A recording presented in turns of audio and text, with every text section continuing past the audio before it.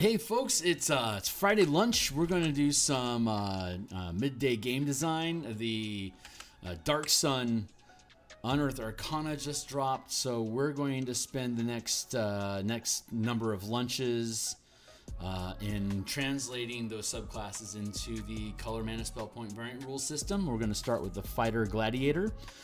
Give me a moment here to check my signal to make sure that I'm coming through clearly. And I'll get through an intro with you guys real fast, and then we're going to get to work here for about an hour. Intro with you guys real fast. Yeah, it sounds like my sound's coming through clearly. I'm going to drop that down, grab this link here, and we're going to update the social medias real fast.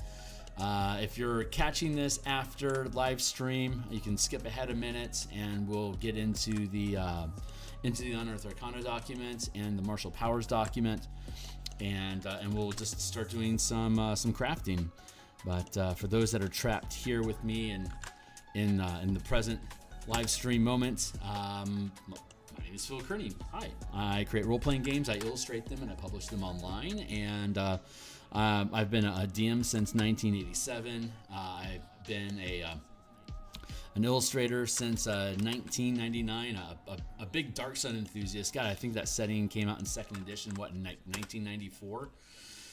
Ran a number of campaigns in it, both playing and DMing. I love Darksun. I've played variants of Darksun in every edition of D&D since its publication in 2nd edition, and I've been creating content on the DMsGuild since 2018, and I am excited about Wizards of the Coast attempting to bring Darksun into the 5e game engine. That will most likely mean that it's going to open it up to the DMsGuild for folks like me to have a ton of fun in doing design work for it. So if you think this type of stuff is fun and you catch the stream and you think you'd like to catch more, be welcome to like, subscribe. Hey, new subscribers, thanks a lot, guys. Like, subscribe, hit the bell icon for notifications of when we're live in the future. Here's a bunch of books we've already created on the DMsGuild. When I publish a book under my name, it's a 100% free preview, so you can read these cover to cover. And if you think they're cool and they add value to your game, consider picking them up to encourage similar behavior in the future. But for the time being, here is the Martial Powers document that we're going to use to translate. And I didn't think to put a link to the actual playtest document that Wizards published, but this is where we're at. We only have an hour lunch today, so we're just going to be focusing on the Gladiator specifically, and then so I do lunch design streams like this on Tuesdays and Fridays, and then I do long form design streams on Mondays and Thursday nights. So Monday, Tuesday, Thursday, Friday, and then I do artwork for the books that I create Monday through Friday in the morning with my morning coffee. So 9 times per week I stream, and then we do playtesting on my Discord channel link below on Saturdays. So here's the Martial Power document. Let's see. Here is the Unearthed Arcana document. For the fighter, I'm going to zoom in a little bit more so I can actually read this thing. There we go. And so it's a fighter subclass. Again, for those that are not already familiar with the Martial Powers system, Martial Powers is an expansion of the color mana spell point variant rules that I published on DMsGuild starting back in 2018. We've got 7 books in the series so far, and we're continuing to expand them.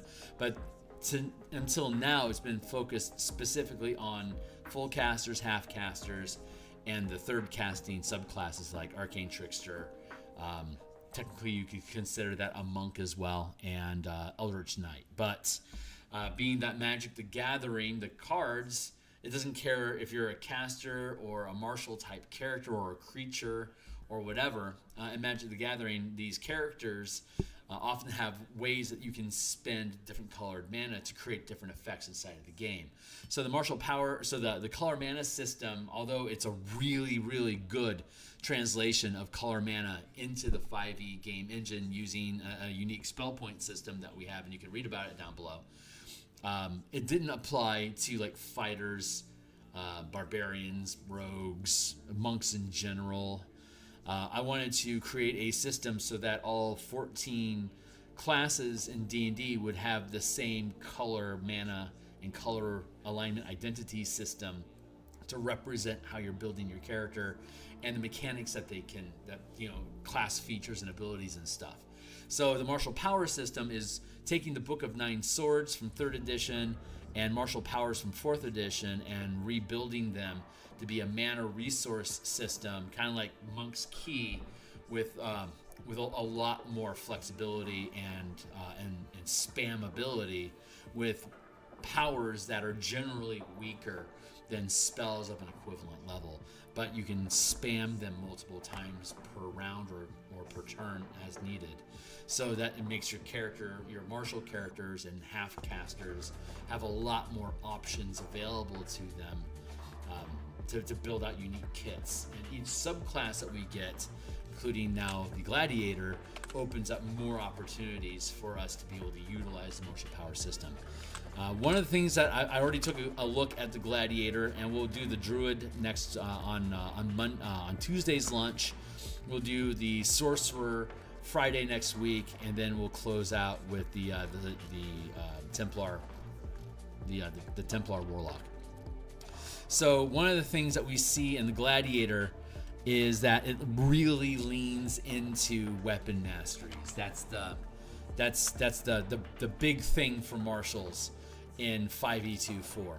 And so we have a bunch of like 120 some odd martial powers that are broken into different disciplines that you expend mana to use, but there's also a number of cantrip-like effects that you can prepare instead of powers that require mana. So if you don't want to have a martial character with a mana pool, you can ignore your mana pool completely and instead lean into the cantrip-like effects that you can spam, which includes masteries and feats. And when you pick up a feat as a power, you don't have to worry about the prerequisite. The level prerequisite still stands, but you don't have to worry about, like, am I an elf or not? What's my dexterity or strength or blah, blah, blah. You're preparing it so you don't have to worry about the prereqs, but you also don't gain the stat bonuses. So you get the features of the feat without increasing your stats. You can then use your 4th, 8th, 12th, 16th, and in the case of fighters, 6th and 10th level feats to actually increase your stats, while you can prepare all the feats that you want. And there's also, as a non-mana cost power that you can prepare, are damage types. So starting at 1st level, you can prepare acid, cold, fire, lightning, poison, bludgeoning, piercing, slashing damage. And then starting at 5th level, you can prepare force, necrotic, psychic, radiant, thunder damage. So if I'm 7th level and I have necrotic damage prepared, whenever I deal damage with a weapon attack of any type, I could choose to use that weapons damage sort, or I could choose necrotic damage. Since so many class options in 5e24 allow you to swap what kind of damage that you're dealing, making it basically like a spell selection that you can prepare, it has become a more viable option than ever. And feats generally aren't stronger than spells. It's certainly not. They're equivalent to a 1st, maybe 2nd level spell, so you can get them starting at 1st level. But the fighting style feats and some of the origin feats you can get at 1st level. You can get general feats. You can prepare them starting at 5th level, because it has the half casting scaling. So they're all framed as half casters with a short rest mana pool. So you gain higher ranks or spell levels like a ranger would at 1st, 5th, 9th, 13th, 17th level for 1 through 5. The amount of mana that you get, which you regain on a short rest, is equal to your martial level, or if you're multi-classing, your combined martial level across all martial classes. Half casters count as full martials. Martial characters count as full martials. Spellcasters don't get any levels of martial advancement, but half casters, they advance on a 1-to-1 ratio on the martial power tree, and they still gain half levels as a spellcaster. And a ranger, artificer, and paladin can swap between, like, if you get like 7 spells this level, you can take 7 powers instead of spells if you wanted to. So you have access to all of the powers in the martial power system, just like the fighters, barbarians, and rogues and monks do. but you could also use the spell list that your half-caster normally has. So the half-casters have a huge range of options that are available to them to customize how they're utilizing their mana pool. And the marshals, they don't necessarily get access to spells, but they also have a lot. They can also spam out spell points or martial. They can spend mana a lot more than the half-casters can to be able to ramp and spam abilities. So the power die represents like a bardic inspiration die, martial arts die, superiority die. It starts with a d6, becomes a d8 at 9, and caps with a d10. The monk gets the d6, then d8 at 5, then d10 at 11, and a d12 at 17. So a monk is automatically better at wielding power than the other martial classes are, which is on theme, I think, for the monk. Hey, Steve. And of course, the amount of prep powers. Both the casters and marshals in this unified system for 5e24 gains the same amount of powers up to basically 23 at 20th level. So that corresponds, and you also get 10 bonus powers. As the spellcasters get 10 bonus spells, the martial characters get 10 bonus powers. So in all, you'll get 30 plus powers over the course of 20 levels, based on whatever subclass you have and the options that you decide to choose every time when you take rests and gain levels. So we're working specifically on the Fighter Gladiator today. I love Darksun. I've been a huge fan of Darksun since its release back in 2nd edition. I've ran Darksun in every edition of play that I've DM'd ever since. I didn't DM 4th edition, so I didn't actually get Darksun in 4th edition, but 2nd edition, 3rd edition, and 5th edition, as well as some Numenera. We did some Darksun stuff in Numenera as well, so that was a lot of fun. So we're going to let's grab this and let's go down in a separate in a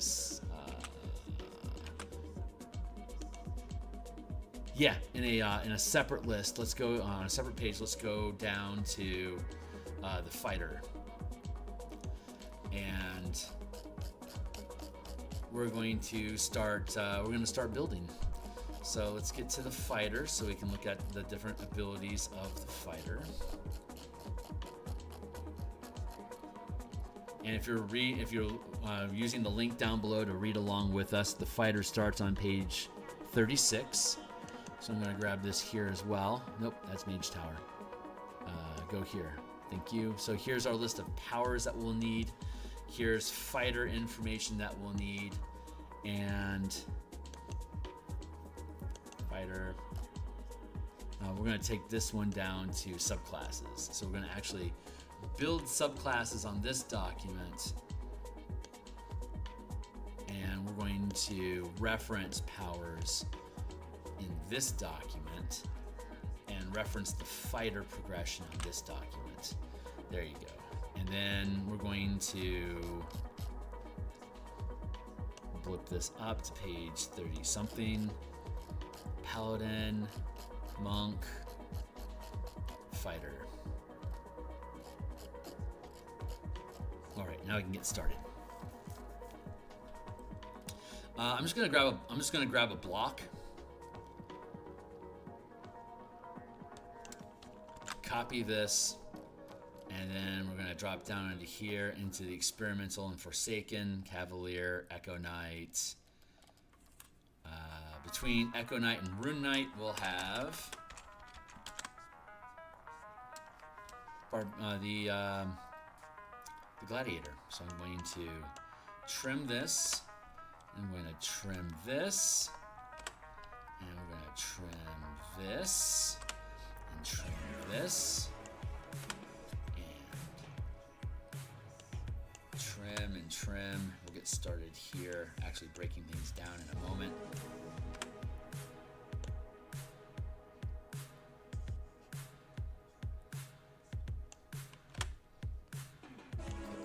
Click, click, click, click, click, click.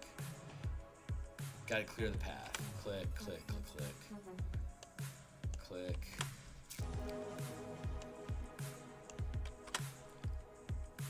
Bonus power list. Features. Gladiator. When you choose this subclass level 3, you gain a list of bonus powers. We're going to clear the list of powers out of the way because we're going to first look at what the features are to see what you get, and that's going to help guide the different bonus powers that we're going to give to the class. Because if you get, like, say, if you modify the Sat Mastery, then we want to give you the Sat Mastery as a prepared power, so that way you don't have to eat up your budget to learn it.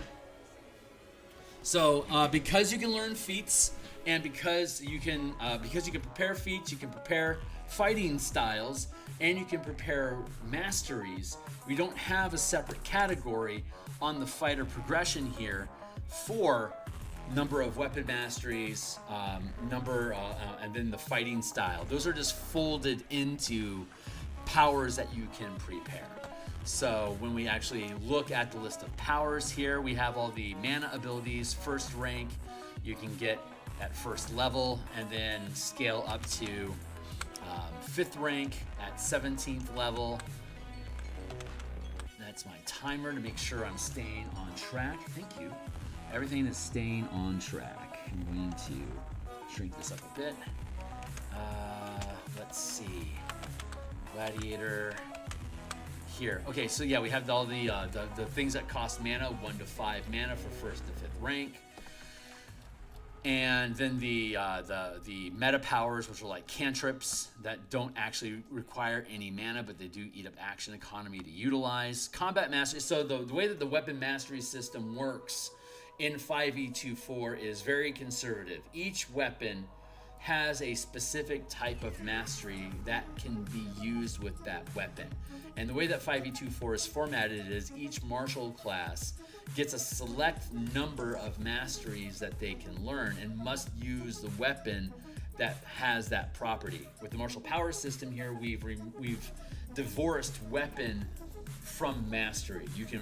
You automatically know the like if you pick up a weapon you're proficient with and you are a martial character, you automatically can use the mastery associated with that weapon. Like if you use a heavy crossbow, you're proficient in a heavy crossbow and a martial character, you can automatically push people with that heavy crossbow.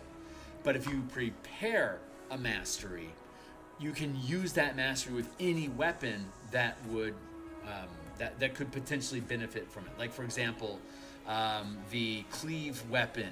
If you miss a creature, you can hit another creature that's within 5 feet of you and the target you're supposed to hit. That doesn't apply to like a longbow, for instance, because that is a ranged target attack. It doesn't have any kind of arc or adjustment. And you fired the ammunition that way and it is gone. If you miss your target, it's gone. So like cleave is melee only. So any melee weapon you're proficient with, you could use cleave with, including daggers. But like you'll see, like speaking of daggers, the Nick property requires dual wielding light melee weapons or natural and unarmed attacks only. It's like you can't use a heavy crossbow with Nick. You can't use a long sword with Nick because it's not a light melee weapon, and although you could dual wield if you take the right feats, you could be dual wielding long swords efficiently, but since neither one of them are light weapons, you couldn't use Nick with those. Grappling allows you to use your weapon to grapple a target when you hit them. So you can't use that with like a sling stone, for instance. It's melee weapons only. And you can't use the weapon while you are grappling with it. You've held up use of that weapon because you've got like an arm lock on them with your blade or whatever. So, but having said that, like I could vex with any weapon. I could slow with any weapon. I can topple with any weapon. I can graze with any weapon. If you miss an attack, deal your attack ability modifier. This, by the way, for those that are really excited about Draw Steel, having you always deal damage, because apparently now it's a giant sin for you to make an attack roll and have it be wasted. With Graze, you always deal damage even if you miss. So all you have to do is, of the 30 some odd abilities that you're going to end up getting over the course of your character, if you want to prioritize it, you can prioritize adding Graze to your character as early as level 1, and you will literally, every time you make an attack with a weapon, you will always deal damage. There you go. So it's not that big of a deal, and this is another great reason why you want to be able to divorce the masteries from the weapons themselves, so that you create this flexibility. Martial characters, just using this modification, incredibly flexible, dynamic, tactical combat. The mega dungeon we've been running, we're now 8th level. We use masteries almost as much as we use other mana abilities or spells that are being cast. They are quintessential to running combat in D&D 5e24. When you open up the options, your characters are always doing something interesting. And when you've used it 7 or 8 times today, you get pretty good about knowing I'm sapping, this is what's going to happen. We have little markers for things. Once you get used to it, it has very little actual drag on the game. You just have to be proficient in using the system that you're learning to use. So this is a great system. I know for a fact that the Gladiator makes use of this a lot. So that I needed to add that little preamble there so you guys will understand the things that we're going to do about preparing combat masteries. So having said all that, let's officially get started.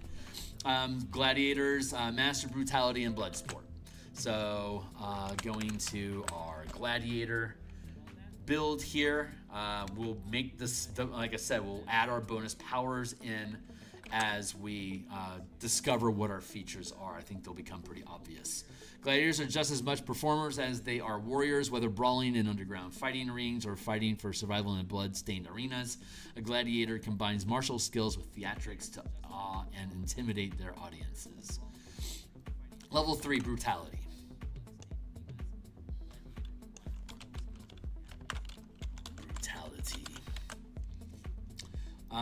Shaped by the intensity of the arena, you've learned to execute brutal martial moves once per turn. When you hit a creature with an attack roll using a melee weapon, you can add one of the following brutality effects of your choice. You can do this a number of times equal to your charisma modifier, minimum of once, and you regain all expended uses when you finish a short or long rest. So by adopting a mana point system, we don't have to worry about marshals necessarily limiting the amount of times that they can use something per rest or short rest. We can just give it a mana cost that refreshes on a short and long rest. So, hey, how you doing, Adam? So, yep, we are working on the Darksun Gladiator subclass that they just released in the Unearthed Arcana. So, I'm already thinking about swapping out the charisma modifier to just being like a 1-point mana cost. But let's keep looking at what we're looking at. So bleed, you can activate the sap mastery property in addition to a different weapon mastery property you're using with that weapon, and the target takes extra damage. You can activate the topple mastery. You can activate the vex mastery. Let's read how these go. Stumble, you can activate topple. You can activate the sap mastery in addition to a different weapon mastery you've already using with that weapon. So we get 3 of them there, and then we get combat theatrics. You've honed your combat skills to entertain devastating opponents and dazzling onlookers. Whenever you make a dexterity, acrobatics, or strength athletics check, you gain the bonus to check equal to your charisma modifier. Bonus proficiency, you gain proficiency in one of these skills, and this is combat theatrics. So let's mark this as combat theatrics. What's up? Honestly, charisma marshals are awesome. Yeah, right on. So I'm going to actually start with combat theatrics. So there's athletic flair. Let's see. You've owned your combat skills and essential, devastating opponents and dazzling onlookers. You gain the following benefits. I'm skipping flavor text. You gain the following benefits. Athletic flair.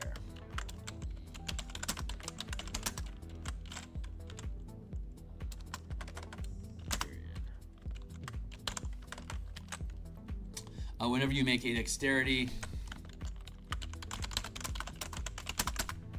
I can cut and paste this because I don't see a reason to change this. It's a good feature as it stands.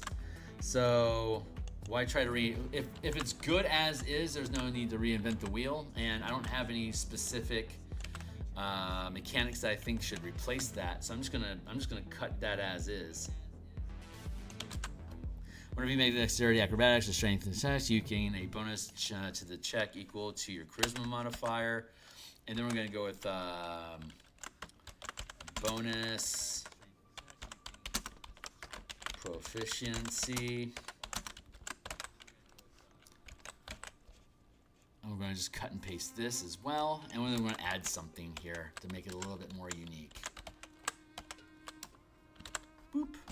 Athletic flair, bonus proficiency, and we're going to call this charismatic power. You can use your charisma modifier. You can use your charisma ability as your channeling.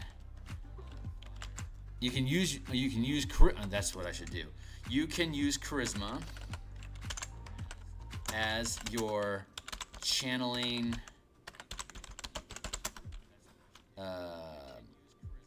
ability score to period. The way that fighter currently works, well, the way that martials work in general with this martial power system, but fighters specifically, thank you. Martial powers, mana, second wind. Where does it say? Martial powers, channeling. Starting at first level, you gain the channeling strength class feature. Strength, dexterity, or intelligence is your channeling ability score, your choice.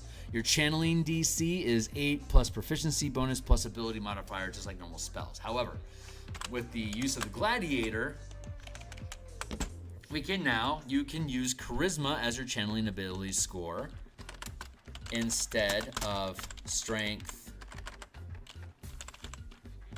dex, or intelligence, or int. And you can always just choose whichever one's best. So if strength is better than your charisma right now, then you can use strength as your channeling score. But if you decide to ramp your charisma up so that you can make use of other features that are presented in this subclass, then you can do that. And again, since you can use the martial power system to prepare feats that you might want, starting at level 5, all the general feats can be prepared. Starting at level 1, fighting styles and origin feats can be used. You can prepare fighting styles and origin feats as powers instead of actual power lists that require mana. So you can use your 4, 6, 8, 10, 12, 16 level feats to actually increase your ability modifiers. Get your strength up to 20, or dex, depending on what kind of a fighter or what kind of a martial you are, right, for fighter. There you go. But you could also afford to get your charisma up to 20. You could afford to get your constitution up to 20, depending on how you play with your, like if you're using the standard array of 15, 14, 13, 12, 10, 8, that 15, 14, and 13 could all realistically get up to 20 with your stat gains that you gain at first level from your background and stuff like that. You can get all 3 of those stats up to 20 because you don't have to spend any actual feats on feats if you're going to stay inside the martial list. So and then at 17th level you can start taking on some of the epic boons. So at 17th, 18th, 19th, and 20th level, you can load your character up on epic boons. So that's pretty cool.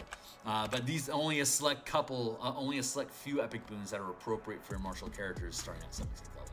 So this solves the feat problem that martials have about having to surrender ability score bonuses to gain feat benefits. The only benefits that martial characters really get outside of their subclass in making a character. The martial power system also resolves the preparation issue because your character is going to have as many spells or powers as the full casters and the half casters have, a wide array of options to be able to swap around their action economy and their utility to the team. So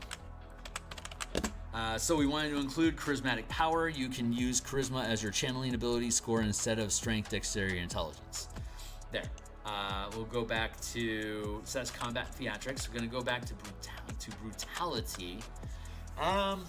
Let's see, third level. Normally what would happen, let's look at flourish. If your reaction causes an attack to miss, bonus action flare. So you get 3. Normally we only give you 2 bonus. We give you 2 bonus powers per level.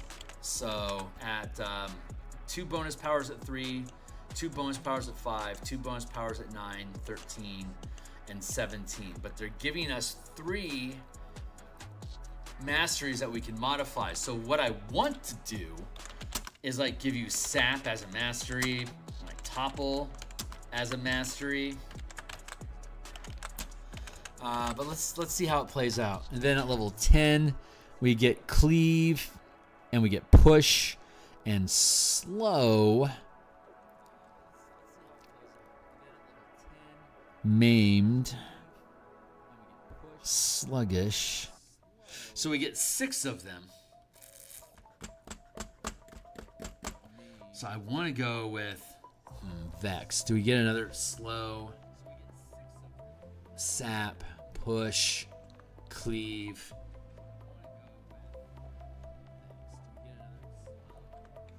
I think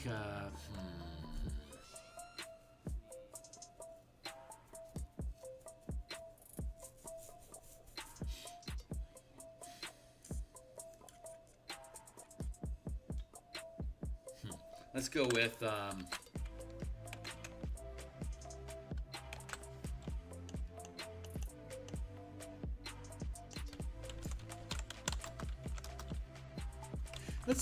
let's go with that. Let's do this. No, yeah. Okay, we're gonna do it this way. Select 2 masteries from sap, topple, or vex.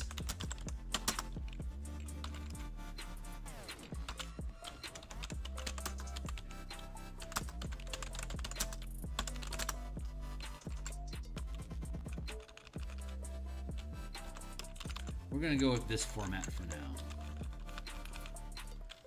From cleave, push, and slow. Because you could always just pick up the other ones. Like you get 4 powers. You start with 4 powers at first level. So you could have already had all 3 of these masteries. We're just going to give you 2 of them for free at 3rd level, so that you can free up those previously prepared slots to get something else. And then again at 9th level, because at 10th level you get new options for your brutalities. Let's word it this way.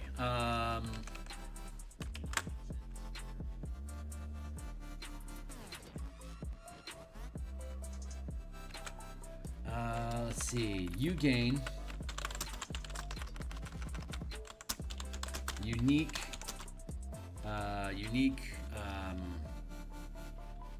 options when using weapon masteries.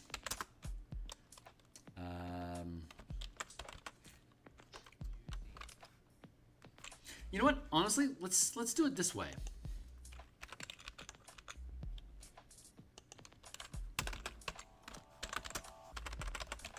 I'm just going to grab all 3 of these and just drop them into the document like we did before, and then we're just going to modify them from the text. But I found a cheat solution. So let's go here. Go into here.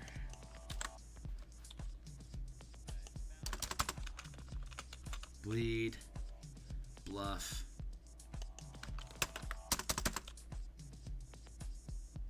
Stumble.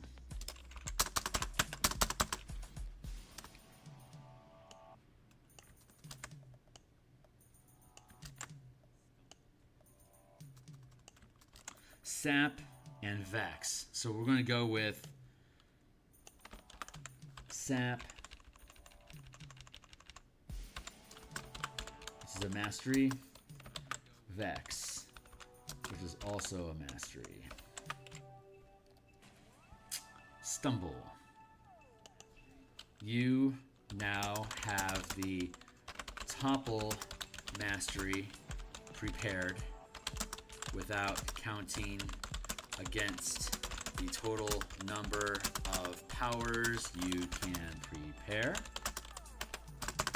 In addition, when you use the topple, when you use this mastery,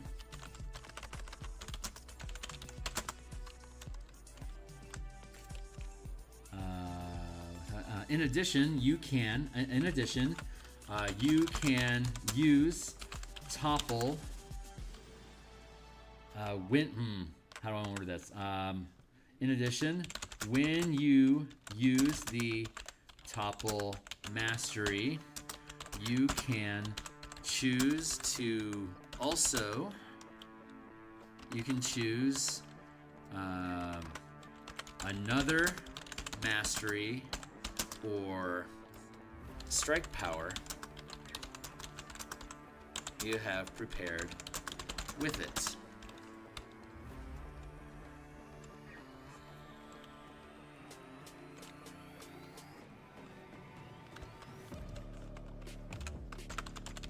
Kicker. When you use the topple mastery, you can expend 1 point of, you can expend 1 point of mana to cause your target to stumble.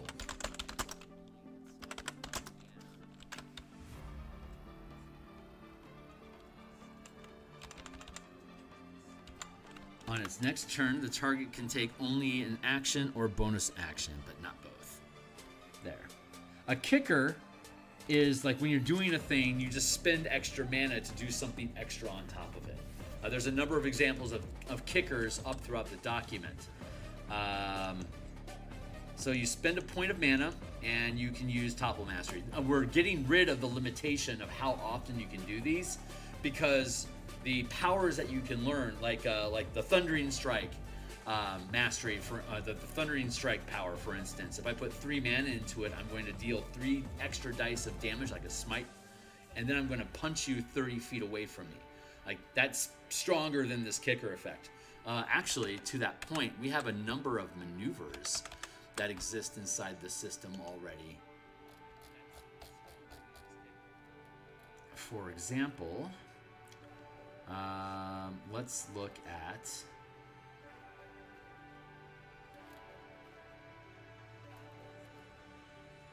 the Theurgy.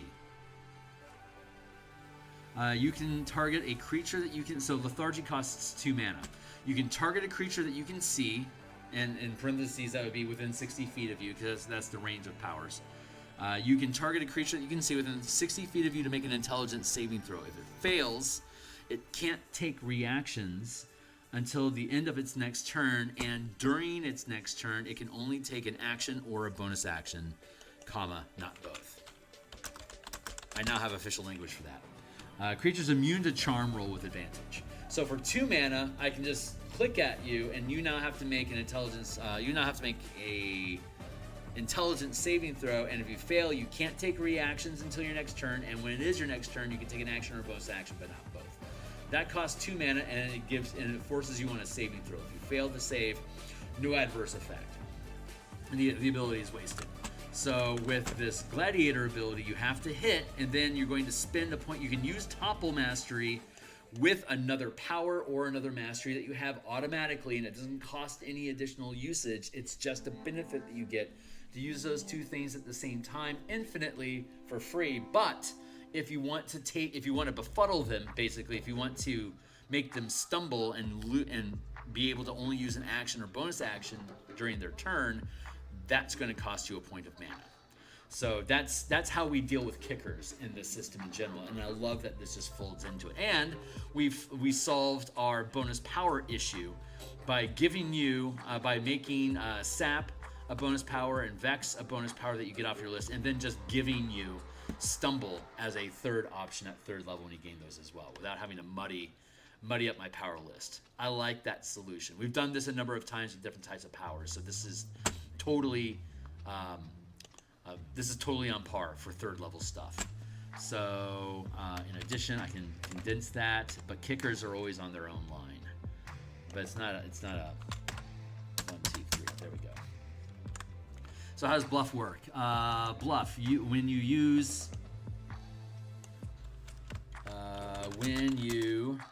I guess it's activate the Vex Mastery. When you activate, I hate that language, but I guess use as an actual like code language now. You activate. When you activate, okay, so when you activate the Sat Mastery property, when you activate the Topple Mastery property,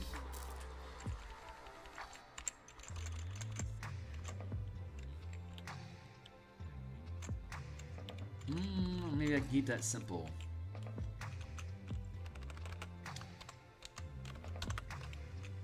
You can activate the Vex Mastery. You can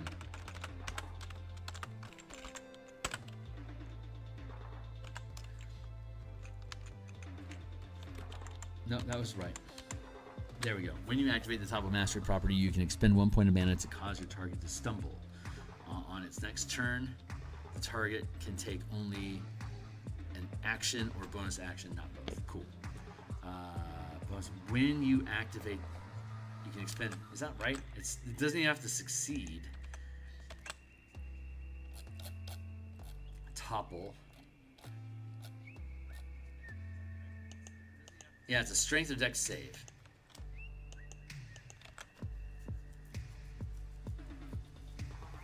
Yeah, that's definitely going to be a point of mana because it doesn't matter. It doesn't matter if they succeed the topple or not. They're automatically going to have their action economy sapped. So I'm totally cool with that. It also means I want to get rid of this formatting. All right, so you can activate the Sat Mastery property in addition to a different mastery property or strike power you have prepared.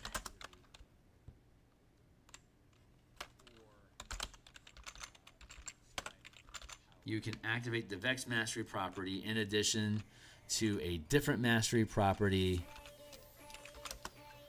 or strike power.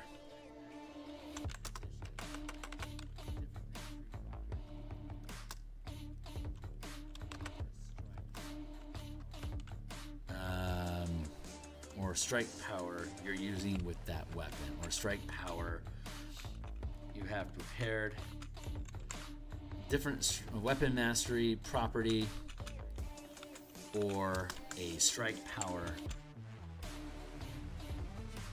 in addition to a strike power you have prepared or a different weapon mastery.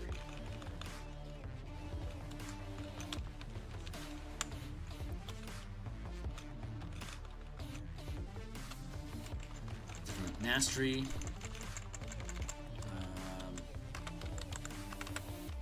In addition to an additional mastery or comma or a strike power you have prepared. I want to distinguish that it's an additional mastery because you can either use the mastery that's native to the weapon or a mastery that you have prepared. I don't care which. Like if I pick up a heavy crossbow, I'm essentially getting push for free when I use that crossbow, but I can have push prepared and use push with any weapon that I have. So that is the correct language. So you can activate the blank mastery you have prepared, period. Have the Vex you have prepared, period. Topple mastery you have prepared, period. In addition,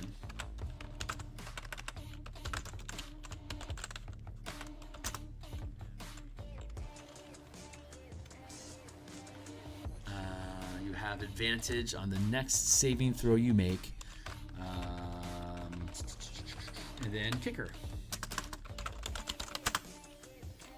When you activate the Vex Mastery,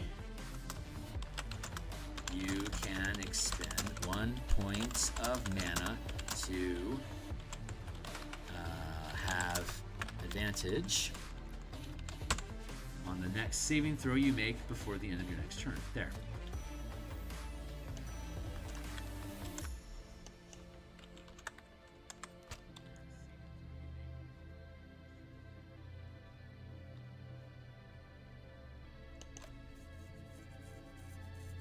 Yeah, that's clean. Stumble.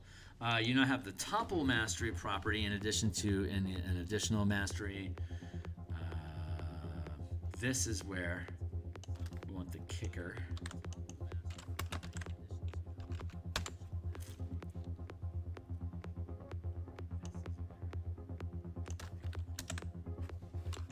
Kicker. When you activate the sat mastery,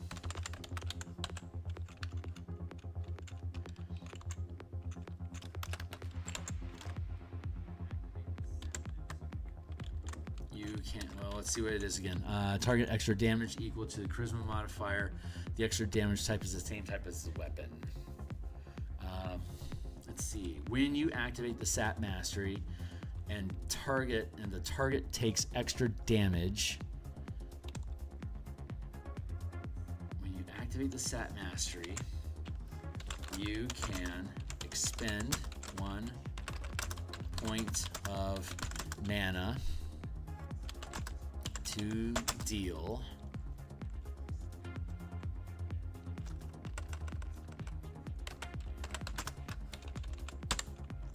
the target takes extra damage equal to your charisma modifier.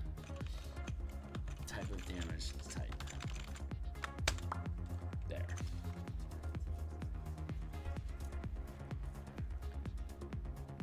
To an additional mastery or strike power you have prepared. Kicker. When you activate the sat mastery, you can expend 1 point of mana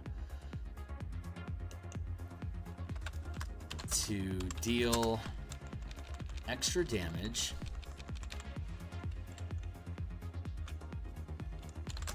to the target equal to a...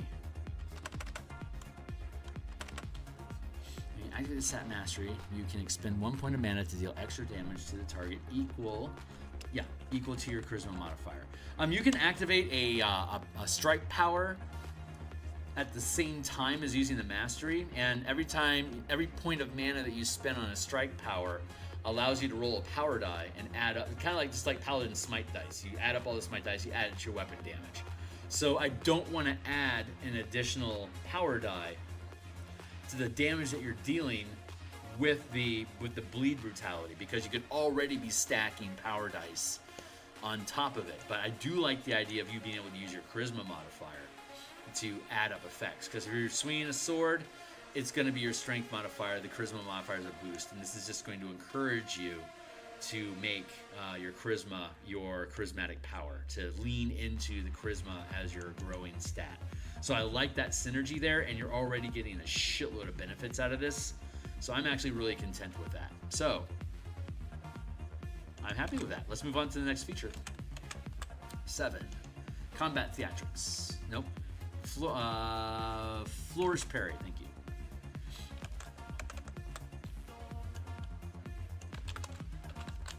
Flourish Parry. Let's see how you do. You learned the stylish counter blows from your opponents. When an enemy hits you with a melee attack roll, you can use a reaction. You can take a reaction to add your charisma modifier against the attack, potentially causing the attack to miss. I'm definitely ganking this language. So let's grab this real quick, copy that, drop it in here.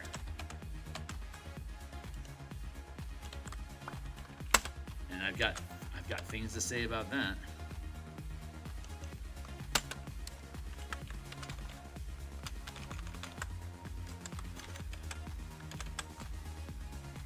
I like this subclass a lot. I think it's super cool.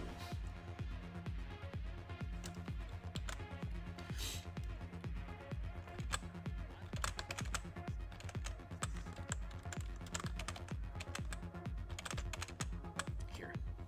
Make an attack. There we go. God, that's a lot of words. Let's see.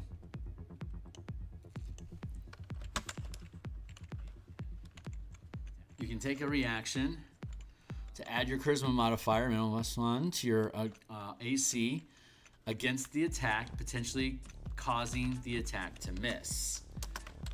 This reaction is considered. This reaction can be used with the opportunist fighting style feat, period. That's actually really important. Just to look at that real quick, we have a feat called Opportunist. It's a fighting style which you can get access to at first level. And it goes like this. You have to have a channeling class feature, meaning that you're a martial character. You can expend, so Opportunist, you can expend 1 point of mana to take an additional reaction each round. You can expend mana this way each round up to your max rank of power. So at first level, I can use it once. At 5th level, I can use it twice. At 17th level, I can use it up to 5 times per turn.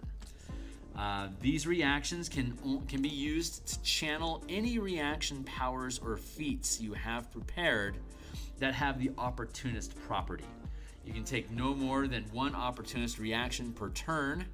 You can take more than 1 Opportunist reaction per turn, but you can only use 1 reaction per triggering circumstance. So by making this an Opportunist, it's going to cost me 1 point of mana to use it, but I get to increase my armor class by my charisma bonus to potentially cause that attack to miss. This is familiar. This is similar to a reaction that already exists. Bait and switch. When you or a willing creature within 5 feet of you is hit with an attack roll, you can spend 1 point of mana to switch places with that creature, which doesn't trigger an opportunity attack. And in addition, you or the target creature can gain a bonus AC against that attack equal to your proficiency modifier, potentially turning a hit into a miss. This is listed as an opportunist ability. So I can spend, I can use, if I have the Opportunist, I've got multiple reactions. It's going to cost me 1 to get the extra reaction. And then I can use this, spend a point of mana again to bait and switch. But the fun thing is one of the powers that one of the fighting styles that we have is called Efficient Power. And Efficient Power reads that you can choose an exploit, maneuver, or reaction, of which opportunist reactions are included, that you have prepared when you select this feat. When you channel the chosen power, you gain a temporary point of mana that can be expended in combination with any other mana that you use to pay for the power. So if a power only requires 1 mana and I make it efficient, it pays for itself. So I don't actually have to spend any mana at all, which is why we have a very limited set of opportunist powers, and some of the feats are considered opportunists as well, like Defense and Interpose. Those are 2 fighting style feats that are also considered opportunists. So I can spend a point of mana to get multiple instances of defending myself or allies from taking damage or being targeted, and I can make most of them free if I'm willing to prepare them. If I have them prepared and then prepare the feat, Efficient Power, so I'm basically paying for it twice to buy down the cost to be 0 cost. And in addition, there's a fun little rule that exists inside of this game system, which is just the idea of temporary mana in general. So the way that temporary mana works, some features and powers generate temporary mana, which acts the same as mana in a character's mana pool, except temporary mana is lost after a duration of time, as described with each feature or power that grants it. Temporary mana can be combined with mana in your mana pool, and the combination cannot exceed the max channel limit and can only be used to channel powers unless a feature specifies otherwise. So if I'm 5th level, I can channel up to 2 mana at the same time. If I generate temporary mana somehow, that could count as 1 point, and then I can take another point out of my mana pool, but I can also empower actions. So characters with the channeling class feature can use action economy during combat to generate temporary mana for channeling any power other than sustained powers during your turn. Any temporary mana that Any temporary mana that remains unspent before the beginning of your next turn is lost. So actions that generate temporary mana when sacrificed are described below. Reactions. You can sacrifice your reaction during any turn to generate 1 point of temporary mana. Additional reactions gained with the opportunist fighting style can't be sacrificed this way. So if you give up your normal reaction, you get a free point of mana. You can use that anytime that you want. Bonus action. You can use your bonus action to generate temporary mana based on the max rank of power you've gained as listed levels below. If your max rank of power at 1st and 5th level is 1, then you can generate 1 point of mana by sacrificing your bonus action. If I'm 9th level, can channel 3rd rank powers. I can gain 2 points of mana when I sacrifice my bonus action. And at 17th level, which gives me access to 5th rank power, I can sacrifice my bonus action to create 3 temporary points of mana. So if I am, say, 9th level, I sacrifice my bonus action and I sacrifice my reaction, I just gain 3 points of temporary mana. And let's say I'm an 11th level fighter. That makes sense. At 11th level, I get 9th level, I have access to 3rd rank, so I got 9th level for 3rd level spells for paladin. I could spend up to 3 mana before the end of my next turn to gain extra reactions to use with the opportunists, which I can get for free by sacrificing my bonus action and my normal reaction. That generates 3 points of mana that I can now use to purchase 3 opportunist reactions. And now we have, so that became free. I didn't actually have to spend any points to do that. And my attacks, when you take the attack action, instead of using the attacks, you can generate 1 point of temporary mana. If you have the extra attack feature, each attack can be sacrificed for 1 point each. You can choose to sacrifice each attack separately, all at once, or in any other combination.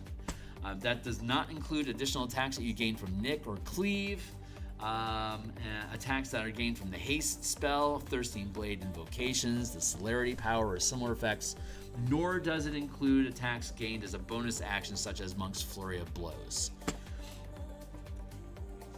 Nor can opportunity attacks be sacrificed during a reaction unless a feature or power specifies otherwise. So if I'm 9th level with 2 attacks, I can sacrifice both my attacks in the attack action, sacrifice my bonus action, and sacrifice my reaction to gain a total of 5 temporary mana. I can spend 3 of them to gain 3 opportunist reactions. And with this new feature that we have with Flourish Counter, I can make, this reaction here, this charisma modifier, it doesn't cost any mana. So I gained the temporary mana I gained from sacrificing action economy allows me to go on full defense. Like I could take the dodge action, sacrifice my attacks, take the dodge action instead like normal, sacrifice my bonus action and reaction. I now have 3 opportunist reactions. And this Flourish Parry doesn't cost any mana to use. So if I have 3 attacks that come in on me during my turn, each time I could increase my armor class by my charisma modifier, potentially turning an attack into a miss. That might not necessarily be awesome, but it is infinite to use. And it's limited by your charisma, so I like that. Flourish Counter. If this reaction causes the attack to miss, you can retaliate with a powerful counterattack as part of the same reaction. Make an attack roll with a melee weapon against the triggering creature. If this attack hits, you can use one of your brutality effects on the target without expending the use of that feature. Once this counterattack hits, you can use this feature. You can't use this feature to make another counterattack until you finish a long rest. You can also restore your use of this counterattack by expending the use of Second Wind. No action required. Okay, great. So, if this reaction causes the attack to miss, you can retaliate with a powerful counterattack as part of the same reaction. Make an attack roll with a melee weapon against the triggering creature. If the attack hits, you can use one of your brutality effects on the target without expending a use of that feature. Once this counterattack hits, you can make an attack roll with a melee weapon against the triggering creature. If this attack hits, you can use one of your brutality effects on the target without expending a use of that feature. Let's look at, this is going to trigger another ability. Let's look at an exploit. Exploits modify actions that you take. Empowered synergy. When you channel a maneuver or sustain power, you can make a weapon attack with advantage as part of channeling that maneuver. So we're going to give you empowered synergy at 5th level.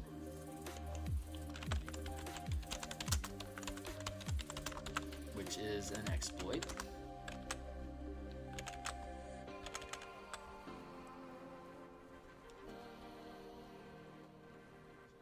You can take a reaction to add your charisma modifier. Cool. If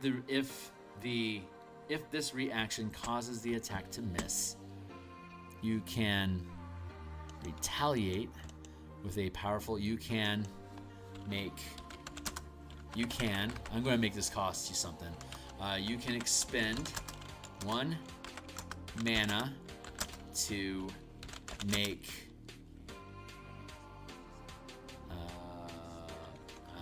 You can expend 1 mana to attack the target as part of the same reaction.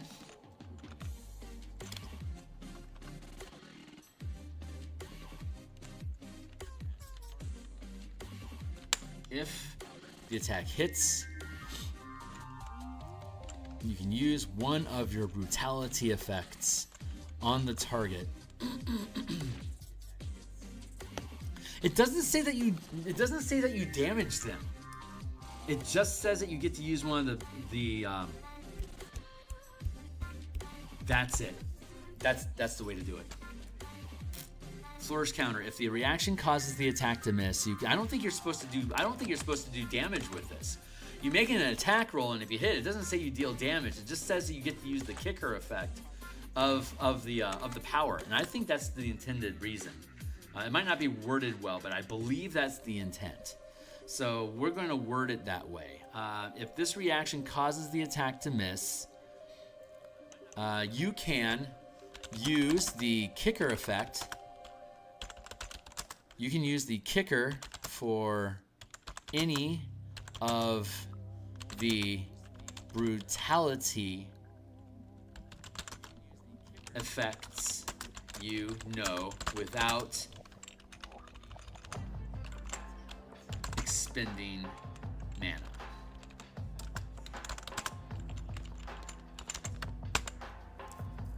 I already had to spend a point of mana to set this up as an opportunist in the first place.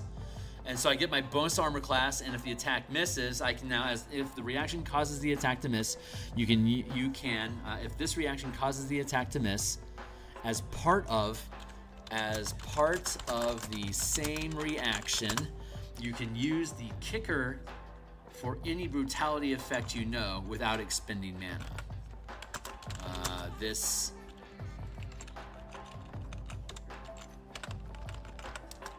without making an attack roll or dealing damage to the target creature. That might not be necessary wording right now, but we'll clean it up. But this allows us to use our brutality features a lot. So if I'm going on full defense and giving myself a bunch of opportunist reactions, I can chain those together with my brutality kickers to be able to get. I mean, if I'm sacrificing action economy during my turn to make these things free, or at higher levels when I have a lot of mana available to me, I can just burn them out of my mana pool on the fly to be able to get access to these things. I'm really happy with that. I love how that works. That's cool. So let's get back into. Let's see. Boulder Brutalities. I love that name. How are we doing on time? It's getting on. Boulder Brutalities.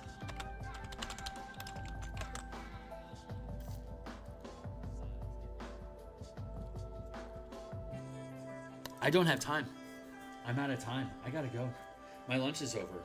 I wish I had more time to finish this, but we're gonna have to sit and wait and pick this up on my next lunch shift, which will be on Tuesday. So we're making our way through here. I'm loving how this is shaping up. I'm really excited to be spending lunches on these. So if we get done with this during lunch on Tuesday, we'll just dive into the Druid, and we're just gonna roll through these. So I have lunches. I do lunch design on Tuesdays and Fridays. So this is Friday. Tuesday next week, we'll finish off the Gladiator, start in on the Druid, and then we'll finish that. And by Friday next week, we'll be working on the Sorcerer. And then by Monday next week, we'll be working on the Warlock. And if we can finish the Warlock on Monday, great. Otherwise, we'll finish it up the following week. So yeah, I wish I could stick around for longer, but that's my lunch. I gotta go. I'm really looking forward to getting it. I love how the opportunist feat and opportunist reactions are complementing this brutality mechanic that they have. This is just, I love the level of grit complexity that you have. Like this is all this is opt-in complexity. If you don't want to mess around with opportunist feats and just have a single reaction per turn, then you don't invest resources to get access to multiple reactions. That's perfectly fine. You're just using your character elsewhere in different ways. But man, I love this. Super fun. All right, that's it for now, guys. I gotta go. I will. I'll see you on the other side. And thanks a lot. See you there. Cheers.